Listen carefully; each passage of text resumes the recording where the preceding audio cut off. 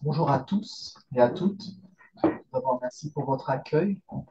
Avant de commencer, j'aimerais vous passer les salutations de notre assemblée Caluire-Rieux.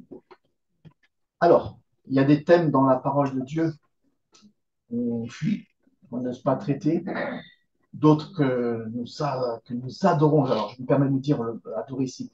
Nous adorons traiter sur l'amour de Dieu, sur le salut en Jésus, vraiment le message principal de la parole de Dieu. Nous sommes tous contents d'en parler. Et puis c'est vrai qu'il y a des thèmes où on essaye de fuir, on n'ose pas trop en parler. J'ose pas dire que c'est le cas aujourd'hui, mais là, voilà. Mais l'avantage de faire un suivi textuel, c'est que on ne peut pas y échapper. Donc là, nous sommes, si j'ai compris, vous êtes dans la première épître aux Corinthiens, nous avons déjà traité chez nous, au chapitre 6. Pour entrer dans le sujet du texte, j'aimerais vous lire un article que j'ai trouvé très intéressant. Alors, voilà. Le titre de l'article il est très court. Hein. À Corinthe, chez les filles d'Aphrodite. Selon une légende accréditée par le géographe Strabon, Corinthe aurait abrité plus de 1000 prostituées sacrées vouées au culte de la déesse. Exagération, certes, mais la cité présente bien une particularité religieuse venue d'Orient. À Corinthe, le sanctuaire d'Aphrodite était tellement riche qu'il possédait plus de 1000 prostituées sacrées. Les, les hiérodules offertes à la déesse par des hommes ou par des femmes. À cause d'elles, donc des prostituées, la ville était très peuplée et s'enrichissait considérablement car les patrons des bateaux s'y rendaient facilement, d'où le célèbre proverbe, je ne sais pas si vous le connaissez, il n'est pas permis à n'importe qui d'aborder à Corinthe. C'est ainsi que le géographe grec Strabon évoque la célébrité de Corinthe avant sa destruction par les Romains en moins 146. En effet, la ville présente une originalité religieuse venue d'Orient. La prostitution sacrée pratiquée dans le temple d'Aphrodite, perché au sommet de l'Acro-Corinthe ou ville haute de Corinthe. En fait, la pratique de la prostitution sacrée dans certains pays du Moyen-Orient reste mystérieuse, mais elle existait bien, elle était bien réelle.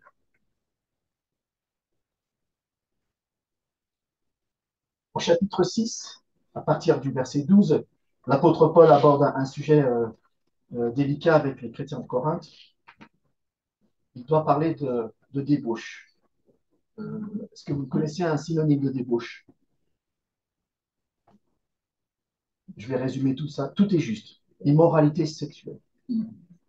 C'est un sujet qui est toujours très délicat, sujet que nous abordons rarement dans nos assemblées. Ce n'est nullement mon intention aujourd'hui, mes chers amis, de vous gêner en parlant de ce sujet, mais Paul a des choses importantes à nous dire, et surtout la parole de Dieu a des choses importantes à nous dire sur ce sujet-là. Surtout que nous vivons dans un monde où on se le rend compte aujourd'hui, où la liberté euh, sexuelle a acquis une importance primordiale pour beaucoup de gens. Et nous connaissons certainement des gens autour de nous, voilà, qui en abusent. Les Corinthiens sont sortis du monde à cette époque-là, mais le monde n'était pas sorti des Corinthiens. À cause de ceci, les comportements qui étaient acceptables dans le monde commençaient voilà, à trouver une place dans la vie de l'Assemblée. Et le passage que nous allons lire nous force à nous poser certaines questions. Est-ce que nous, aujourd'hui, savons nous mettre des limites?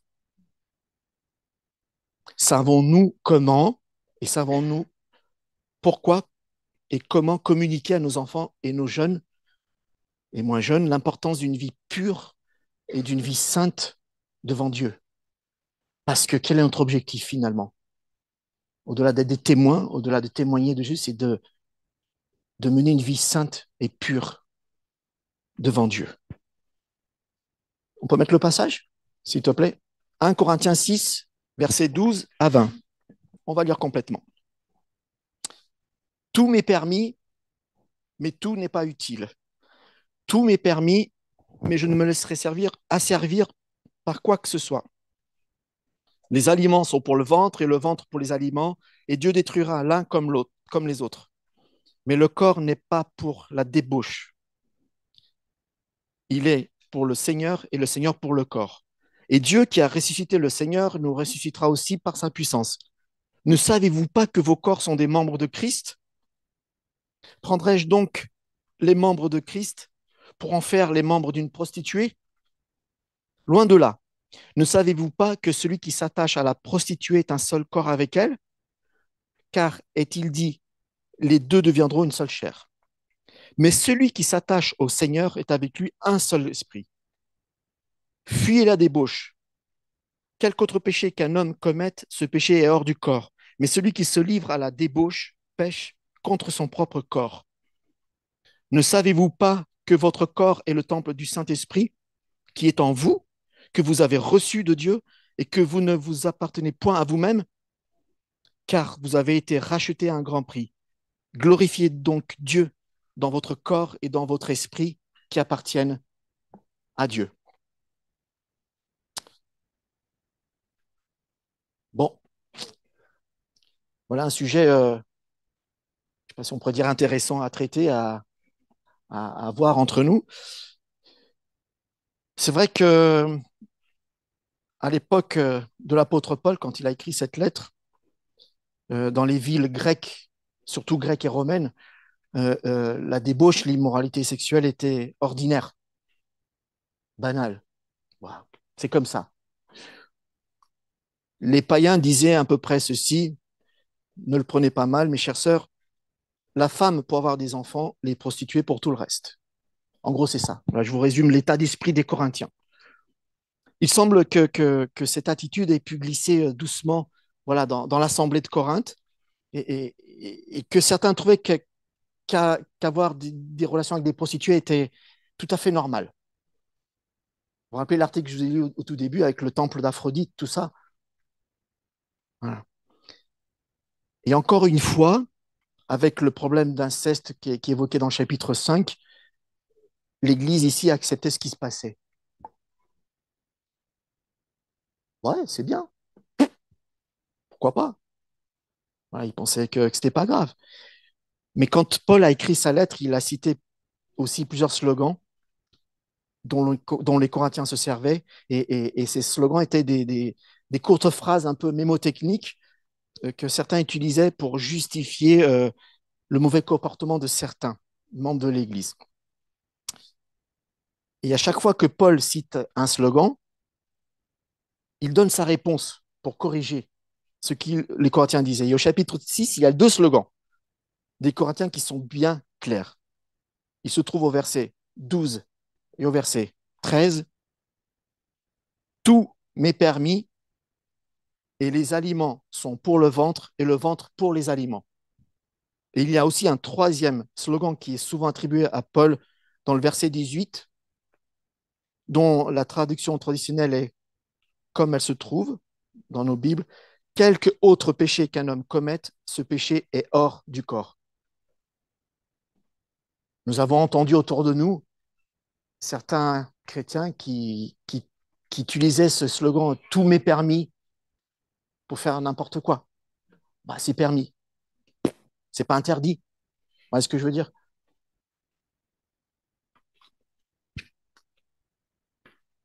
Et dans ce troisième slogan que nous avons lu, quelque autre péché qu'un homme commette, ce péché est hors du corps. Le problème, c'est que le mot autre, vous l'avez le mot autre dans vos Bibles? Quelque autre péché. En fait, il n'apparaît pas dans le grec, dans la version originale de cette lettre. Et il me semble qu'en lisant quelques commentaires, qu'il est peut-être mieux de traduire ainsi n'importe quel péché qu'un homme commette, ce péché est hors du corps, quel que soit le péché. Voilà. Et ceci devient alors une citation de ce que les Corinthiens disaient pour excuser un peu l'immoralité sexuelle.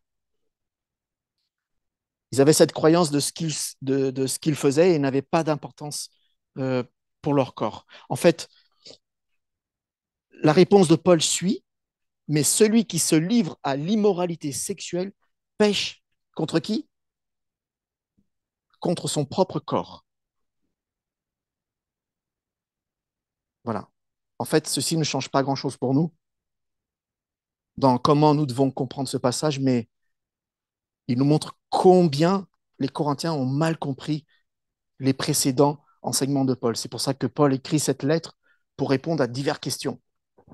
Il y a eu des questions qui ont été posées et Paul répond. C'est pour ça que dont sur ce thème-là. Et ces trois slogans que nous avons lus nous donnent une structure, voilà, un peu pour regarder ce que Paul dit au chapitre 6. Et dans toutes les réponses que Paul donne, il parle de questions de liberté, il parle de questions d'appétit, il parle de questions de moralité et il parle de questions de possession. Et on va développer ces 4 points. Premièrement, la question de liberté. Tout m'est permis. Ça veut tout dire et ça veut rien dire. Comment vous le comprenez? Tout m'est permis. C'est une réelle question. Comment vous comprenez ça? Tout m'est permis. Potentiellement, je peux tout faire. Pourquoi potentiellement? J'ai la possibilité de tout faire. Je peux tout faire. On peut tout faire, n'est-ce pas? Tout m'est permis. Là, c'est pas écrit, attention, il y a certaines choses, non? Tout m'est permis. Ceci est le premier slogan des Corinthiens. Et ils ont raison. Ils ont raison. Je l'affirme. Ils ont raison. En Jésus, nous avons la liberté. On est d'accord? En Jésus, nous avons la liberté. Christ nous a affranchis. On ne nous trouvons plus sous le joug de l'esclavage. OK? Le péché n'a plus de pouvoir sur nous. D'accord? Nous sommes libres du péché, n'est-ce pas? Vous êtes d'accord? Nous vivons par la grâce et non par la loi. Nous n'avons plus besoin de faire de sacrifice pour le pardon de nos péchés. Nous avons libre accès au trône de Dieu. Vous êtes d'accord? Mais est-ce que cela est une raison pour faire ce que nous avons envie? Non. Et il y a bien là, aujourd'hui, la tendance dans certaines églises de, sans juger aucune ou qui que ce soit, de vouloir entourer la vie de chrétien par des règles. Il ne faut pas faire ceci, il ne faut pas faire cela, fais pas ci, fais pas ça. C'est une musique du monde, ça, non? Fais pas ci, fais pas ça. Ouais, enfin, bref. Alors, les règles, aujourd'hui, elles sont établies pour tout et pour rien. On peut l'affirmer. Les règles sont établies pour tout et pour rien. Ce que nous pouvons porter, ce que nous pouvons regarder, porter vestimentaire, ce que nous pouvons regarder, ce que nous pouvons boire, ce que nous pouvons faire, où nous pouvons aller, avec qui nous pouvons nous associer. Et c'est vrai que être chrétien aujourd'hui risque de devenir une lourde charge finalement, parce qu'il y a tant de choses qui sont interdites. Vous êtes d'accord? Oui, aussi. Mais supprimer les règles et vivre par la foi dans une relation avec le Seigneur Jésus fait peur. C'est vrai aussi. D'accord? Des fois, il est plus facile d'établir des règles que de se confier en quelqu'un. Mais mes amis, nous sommes libres. Cependant, avoir la liberté n'est pas une excuse pour tout ce que nous voulons faire ou choisir. Paul, dans Galates, chapitre 5 et verset 13, on lit ainsi: Frères, vous avez été appelés à la liberté. Seulement ne faites pas de cette liberté un prétexte de vivre selon la chair. Voilà, vous aurez compris. Et c'est là l'erreur des Corinthiens. Ils criaient tous: tout m'est permis. Je fais ce que je veux. Et ils ont commencé à le faire, de vivre comme ils voulaient, de faire ce qu'ils voulaient au nom de la liberté. Oh, ça, c'est dangereux. Faisons attention aujourd'hui. Hein. On n'est pas devant un Seigneur qui est souple pour nous laisser faire ce que nous voulons. Hein. Il peut nous laisser faire, mais attention aux conséquences. C'est pour ça que Paul a donc besoin de corriger les Corinthiens, leur expliquer, parce qu'avec la liberté en Christ, qu'est-ce qui vient? La responsabilité. Nous sommes responsables quand même de notre appartenance au Seigneur. Alors n'agissons pas comme les gens du monde. Paul adoucit le cri des Corinthiens en les rappelant deux choses. Oui, tout est permis, mais tout n'est pas utile. Et je ne me laisserai asservir par quoi que ce soit. Mais tout n'est pas utile. Alors, utile, ici, veut dire que ce qui est bon pour moi, ce qui me fait du bien, ce qui est profitable pour ma vie. Par exemple, si on mange trop, si nous buvons trop, qu'est-ce qui arrive? On prend du poids. Exactement. Nous risquons un taux de cholestérol élevé et à la limite, ces bonnes choses peuvent nous tuer. N'est-ce pas, docteur? Alors, toutes ces choses-là qui peuvent nous faire du mal au niveau de la santé nous sont permises. Vous voyez, mais elles sont neutres par rapport à la moralité. Mais est-ce qu'elles sont utiles? Oui, elles sont utiles. Si nous en prenons pas trop. Voilà, avec modération. Mais pour toute chose, Paul demande que nous nous posions des questions, des réelles questions, avant de prendre ou de faire ou d'aller. Ceci m'est-il utile? Oui, je suis libre en Christ, mais si je fais cette chose, si je mange ceci, ou si je regarde cela, ou si je vais là, est-ce que cela va me faire du bien? Est-ce que c'est utile pour moi? Comment puis-je profiter de ces choses? Comment est-ce que cela impacte ma relation avec Christ? Est-ce que j'aurai honte après? Ou même, est-ce qu'il me traîne dans le péché? Voilà, on a plein de questions à se poser. Voilà, tout ce que je fais, tout ce que je pense, tout ce que je dis, est-ce que cela m'est utile? Ou est-ce que cela va me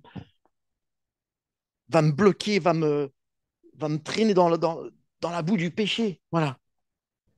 Posons-nous les bonnes questions et écoutons le Seigneur.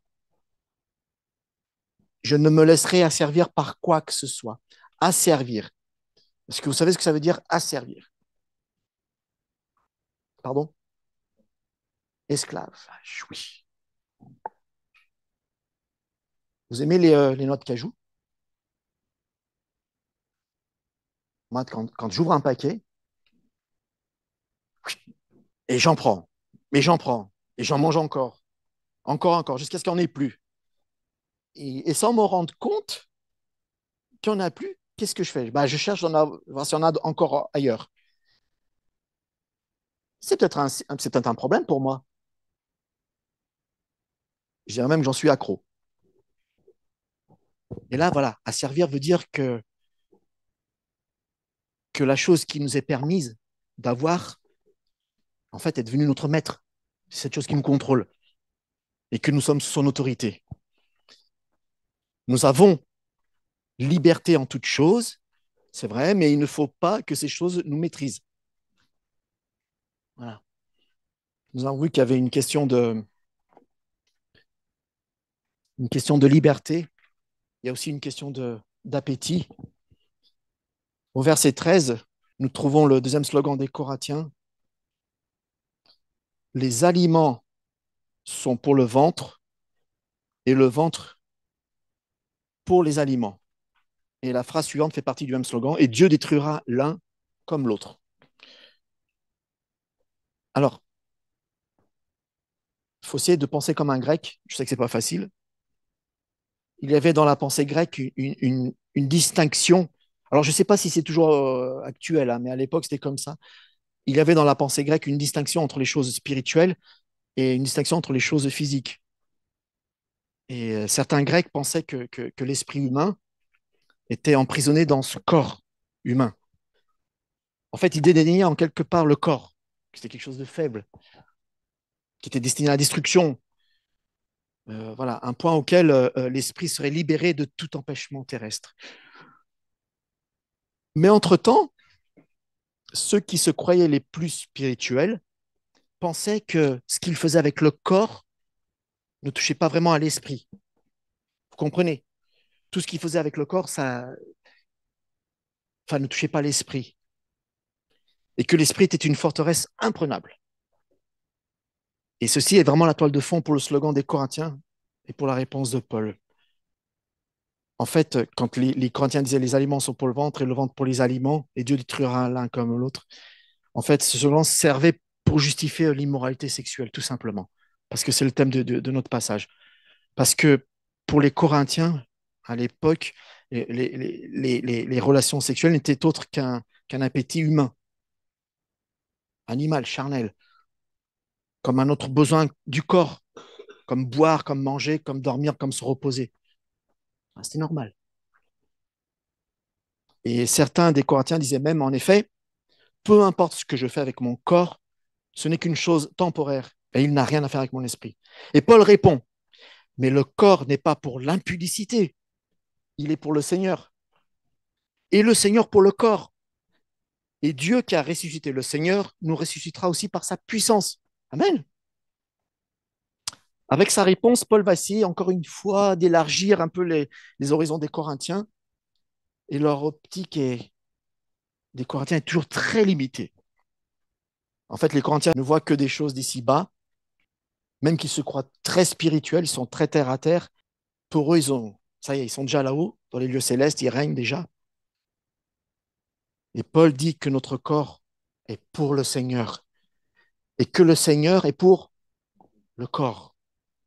C'est-à-dire que nous appartenons aujourd'hui en tant que chrétiens, sauvés par grâce à 100% au Seigneur et à notre Sauveur.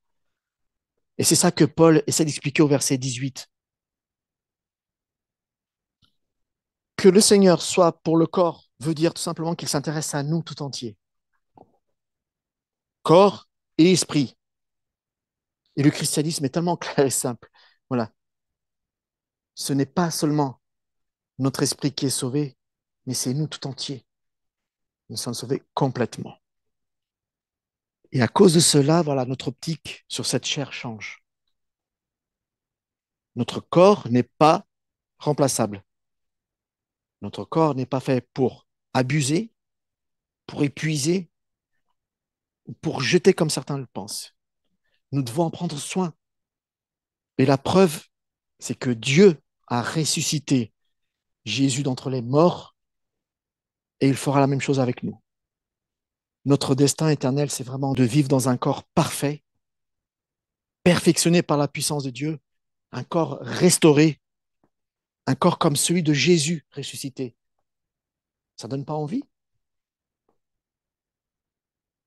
Rappelez-vous, après sa résurrection, Jésus est apparu à ses disciples, il a parlé avec eux, il a dit à Thomas dans l'évangile de Jean, verset 27, je lis, avance ici ton doigt et regarde mes mains.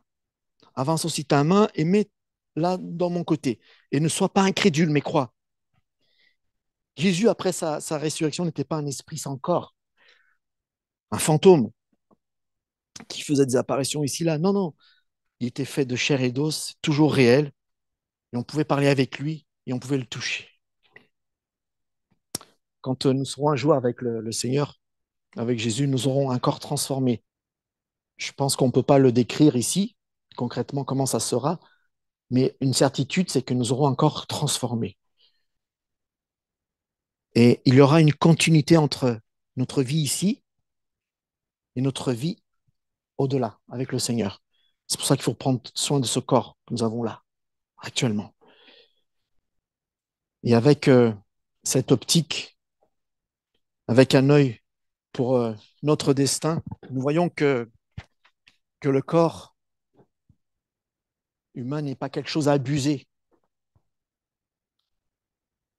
Notre corps n'est pas juste une chose animale soumise à des pulsions irrépressibles, pardon. À qui appartient ce corps? Je vous pose la question, à qui appartient ce corps? Dites-le, il appartient au Seigneur. Et c'est vrai que pour Paul, l'immoralité sexuelle, c'est vraiment l'abus du corps avec des conséquences pour l'esprit. Dans notre culture moderne, libérée, les relations sexuelles ne sont qu'un appétit à rassasier.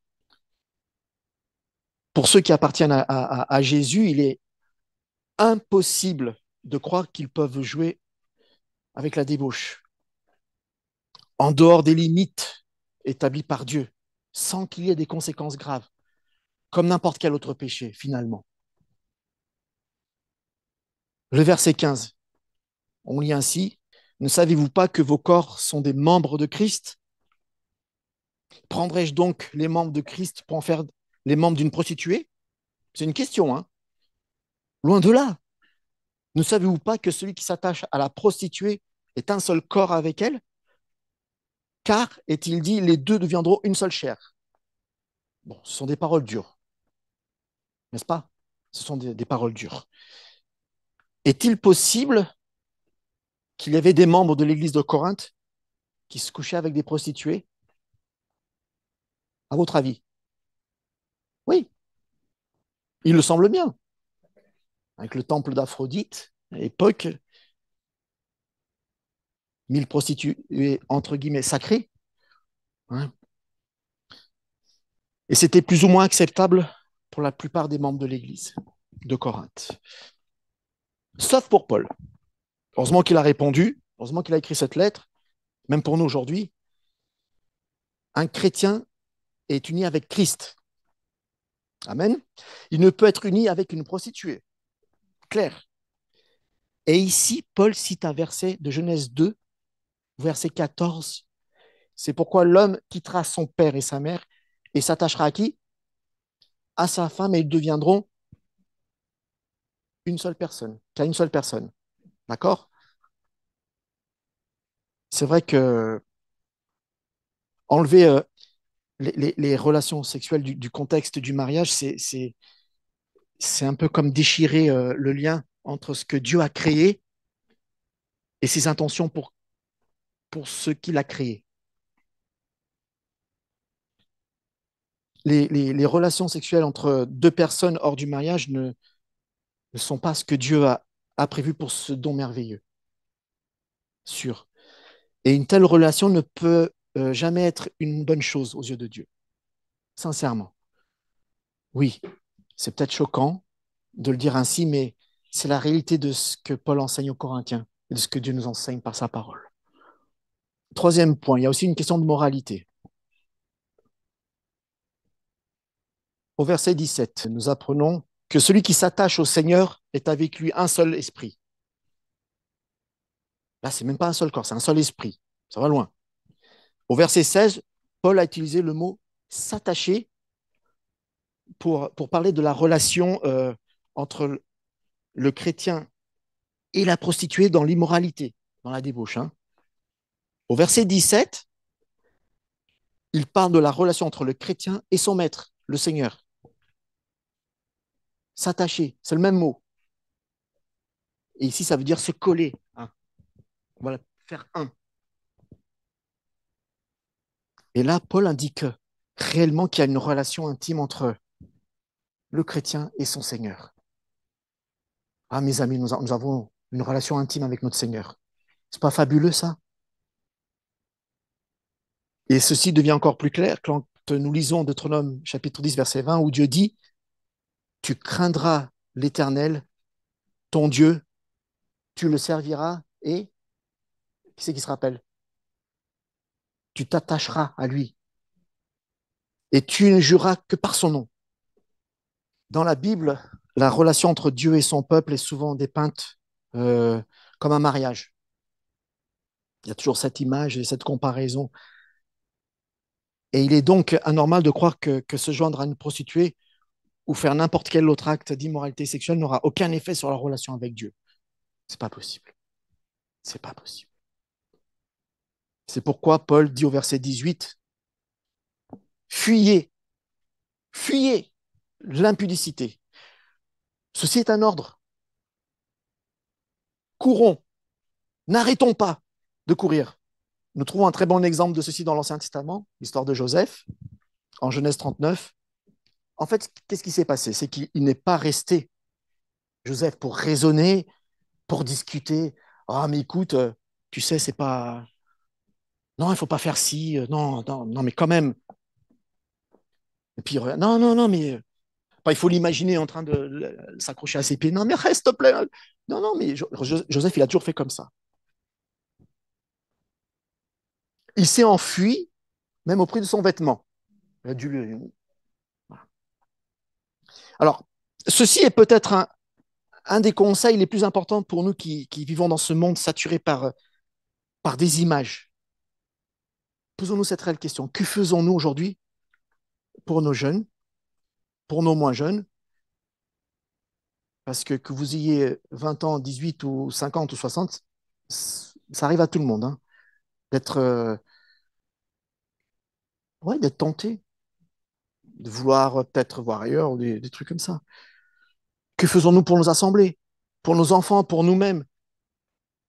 Est-ce qu'on leur conseille fuyons, fuyez? Mes amis, ne regardons pas, ne touchons pas, ne jouons pas, courons, sauvons-nous face à la tentation. Si on joue trop avec le feu, qu'est-ce qui arrive? On se brûle. Déjà, quand c'est chaud, après on est, hop, et puis une fois qu'on met la main dedans, trop tard. Et on en garde les séquelles. Est-ce que c'est extrême comme réponse? Oui. Il faut fuir.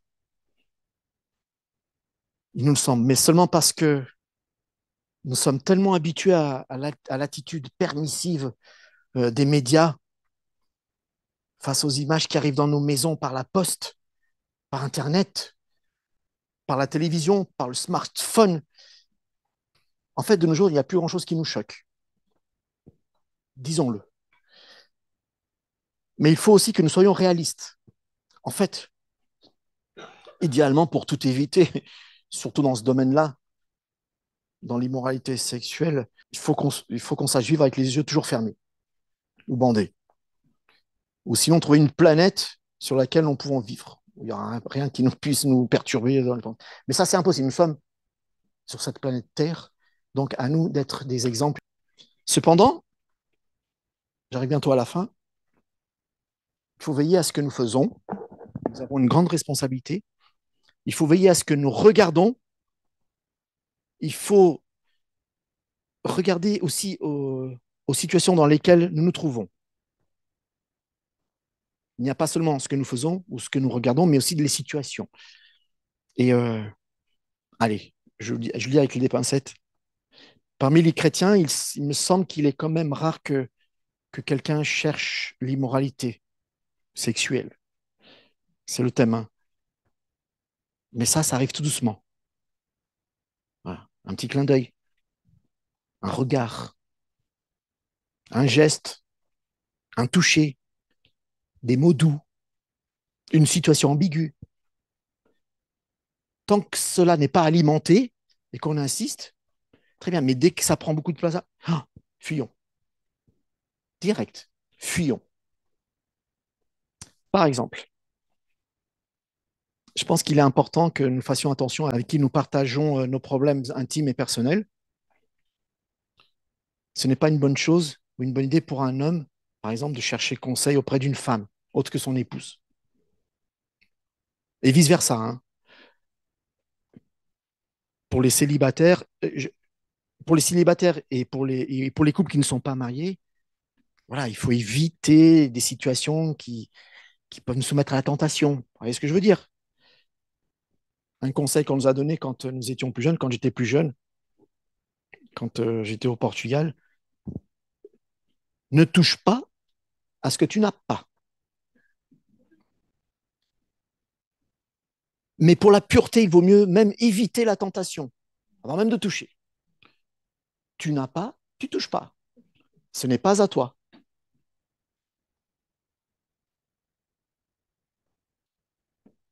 Dans le contexte de l'Église, soyons voilà, vigilants, parce que ça peut nous tomber dessus. Vous savez que nous sommes la cible préférée de l'ennemi. Satan, le diable, euh, attaque les enfants de Dieu en priorité. C'est sa cible préférée. Donc tout ce qui se passe en dehors du monde, c'est légitime, c'est normal. Mais dans notre milieu, non. Et soyons vigilants quand un homme et une femme travaillent ensemble. On peut travailler ensemble, hommes et femmes, mais trop souvent seuls, trop souvent ensemble, trop souvent en intimité, faisons attention. Mais si cela devait s'arriver, il faut avertir les personnes autour de nous, hein, qu'on soit un peu protégé, gage de sécurité. Ah, on sait ce qu'ils font, on sait, voilà. Même si nous sommes des bons chrétiens, même si nous sommes super gentils, que nous sommes hyper prudents, pourquoi mettre la tentation sur la route? Pourquoi la provoquer un peu? Non, nous n'avons pas peur des choses sexuelles, mais elles doivent être à leur propre place. Il faut que nous reconnaissions la puissance des pensées et des sentiments. Nous ne devons pas nous soumettre à la tentation. Nous pouvons nous croire très forts, c'est vrai, mais malheureusement, c'est souvent ceux qui se croient très forts qui tombent. Parce que la personne qui est tout là-haut et qui tombe,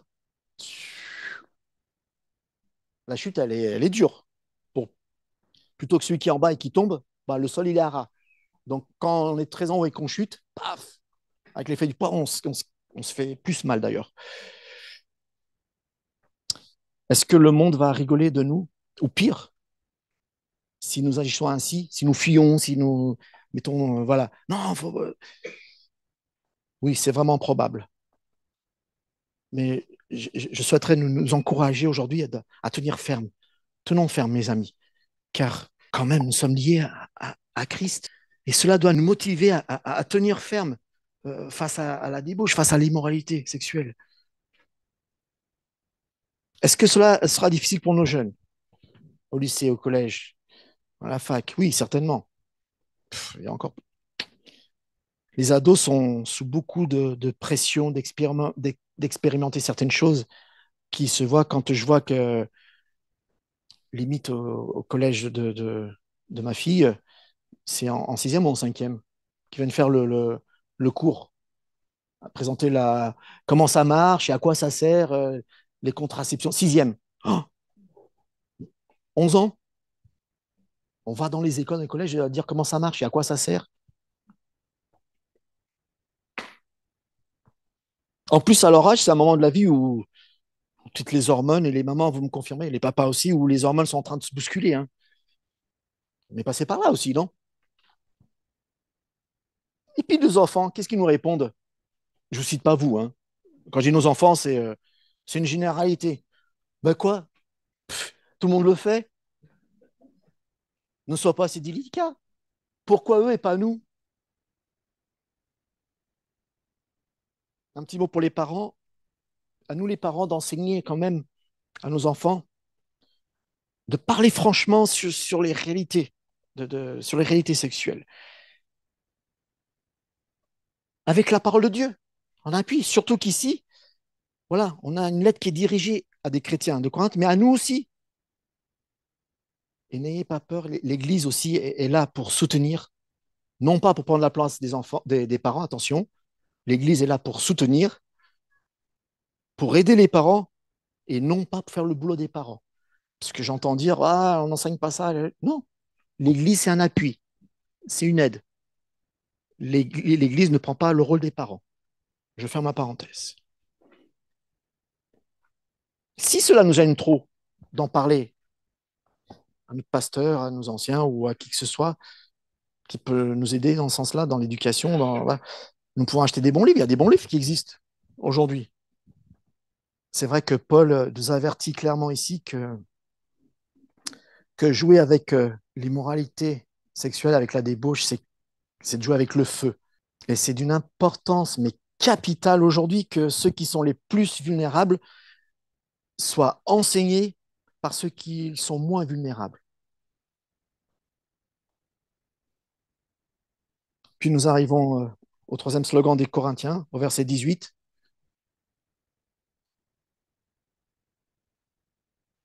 N'importe quel péché qu'un homme commette, ce péché est hors du corps. Cette phrase rejoint le deuxième slogan de l'église de Corinthe. Alors, pour les Corinthiens, le corps n'était pas important. Ça, on l'a vu.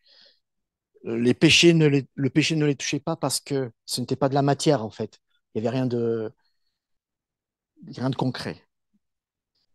En plus, les effets escomptés du péché sur le corps ne se portaient pas sur l'esprit. Donc c'est pour ça qu'il faisait n'importe quoi. Voilà. Mais selon Paul, ce n'est pas le cas. Qu'est-ce qu'il dit? Celui qui se livre à la débauche pêche contre son propre corps. Vous savez qu'il y a plein d'autres choses, j'ouvre une parenthèse, qui ont des effets sur notre corps. Nous avons utilisé au début de la prédication l'excès de la nourriture, avec les fameuses noix de cajou. Mais il me semble ici quand même que la débauche est un péché à part. Pourquoi? Simplement parce que c'est ce qui va directement contre la raison pour laquelle Dieu a créé nos corps et les rapports sexuels entre hommes et femmes. C'est un péché aussi qui va contre notre destin éternel, l'union éternelle avec Christ. Et c'est vrai que le péché sexuel a des effets ruineux pour la moralité. Il y a des effets ruineux pour l'esprit et aussi pour notre corps. Ne cherchez pas midi à 14 heures. C'est comme ça. Ça affecte notre esprit, ça affecte notre corps et notre relation avec Dieu. Et je pense qu'on n'a pas envie de ça. Et si Paul insiste ici, il parle beaucoup des prostituées parce que, en fait, c'est le cas extrême, je pense aussi. Je suis d'accord avec Paul, l'apôtre Paul, de l'immoralité sexuelle. Il semble aussi que certains de l'église de Corinthe allaient chez les prostituées, mais cependant, attention, la débauche n'est pas limitée qu'au rapport avec les prostituées. Vous savez qu'il y a d'autres façons aussi d'être dans la débauche. Il y a d'autres choses qui tombent dans la même catégorie selon la Bible. Les rapports entre un homme et une femme qui ne sont pas mariés, l'adultère, les rapports homosexuels. Et aujourd'hui, il y a un réel fléau, surtout avec les moyens que nous avons, comme la télé, comme le smartphone, comme Internet, comme l'Internet, ce que vous voulez. C'est vraiment la pornographie. C'est un réel fléau aujourd'hui. Et c'est vrai que dans le monde actuel, ces choses ne sont pas vraiment très graves. Mais dans notre environnement chrétien, comment ça se passe? Est-ce que c'est normal? J'en ai entendu qu'un seul qui a dit non. Et Dieu, qu'est-ce qu'il en pense de cela? Dernier point, question de possession. Au verset 19, Paul nous rappelle le fait que nous sommes habités par l'Esprit Saint. Ah, quand même, c'est pas n'importe quoi. L'Esprit Saint, on a l'Esprit Saint en nous. Dans sa lettre, Paul parle beaucoup de l'Esprit. Je ne sais pas si vous avez remarqué, il a écrit Esprit 24 fois pour parler de la troisième personne de la Trinité. Mais il n'y a que 2 fois où il ajoute Saint, Saint-Esprit. Et notamment ici au verset 18. Et au chapitre 12 plus tard, vous verrez. En fait, pourquoi? Parce que Paul, il met vraiment l'accent sur cet aspect de son caractère. Il est saint. Notre Seigneur est saint. Il déteste le péché. Tout ce qui est saint déteste le péché. Nous attristons le Saint-Esprit par nos péchés, par nos actes qui vont à l'encontre, qui vont contre la pensée et la volonté du Seigneur. Puis pour terminer, ce qu'il dit, Paul va vraiment au cœur du problème. Vous ne vous appartenez point à vous-même, car vous avez été racheté à un grand prix. Pas n'importe quel prix, par le sang de Jésus. Ceci est une question de possession. Nous appartenons à Jésus, au Seigneur. À la croix, Jésus a payé la pénalité pour notre péché. Ce n'est pas parce qu'il a payé le prix de notre péché que nous allons faire n'importe quoi. Je vous raconte vite fait mon témoignage, 2 secondes. Avant de me convertir, réellement, parce que j'ai toujours eu cette crainte du Seigneur, je ne vais pas tout raconter, mais je sortais beaucoup. La nuit lyonnaise je la connaissais par cœur. Les endroits, là on pouvait faire certaines choses, voilà. Mais j'avais la crainte du Seigneur quand même en moi, sans être converti encore, réellement. sans être passé par les eaux du baptême. Et je me rappellerai toujours que je disais comme ça, dans ma tête, dans mon cœur, je vis sous la grâce, je sais que je suis pardonné, je vais pécher, puis je vais demander pardon, et puis voilà. Et je le faisais avant de partir et quand je rentrais. Je fermais je claquais la porte, je disais, pardon Seigneur pour ces péchés. Alors que j'avais demandé, je disais au Seigneur, je vais le faire, hein, mais je te demanderai pardon, je sais que tu me pardonneras parce qu'on est sous la grâce, hein, tu ne me condamneras pas. Ça, c'est hyper dangereux de faire comme ça. En faisant comme ça, on n'a nullement, mais alors, c'est totalement l'opposé de la liberté que nous avons en Christ. À la croix, Jésus a payé la pénalité pour notre péché, c'est vrai. Ceci est le prix qui a été payé pour nous racheter, pour nous libérer. Et c'est vrai que nous disons souvent, j'appartiens à Jésus. Vous l'avez entendu? J'appartiens à Jésus. Oui, peut-être que nous ne le mesurons même pas assez. Il est notre maître. Nous lui devons notre vie. Nous ne sommes plus esclaves du péché. Nous sommes serviteurs de Christ. C'est pour cela que nous devons vivre pour lui plaire, pour le glorifier avec nos paroles, notre bouche et notre corps. C'est vivre une vie sainte, une vie modérée, conduite par une relation et non pas juste par des règlements. C'est vrai que nous glorifions Dieu quand nous évitons les situations douteuses et que nous fuyons la débauche, par exemple, puisque c'est le thème. Nous glorifions Dieu quand nous réfléchissons aussi à ce que nous faisons et que nous choisissons de faire ce qui lui plaît. Nous glorifions Dieu quand notre amour pour lui nous pousse à faire ce qui est juste à ses yeux. Pour conclure, est-ce que tu peux mettre le chapitre 3, verset 17 des Colossiens?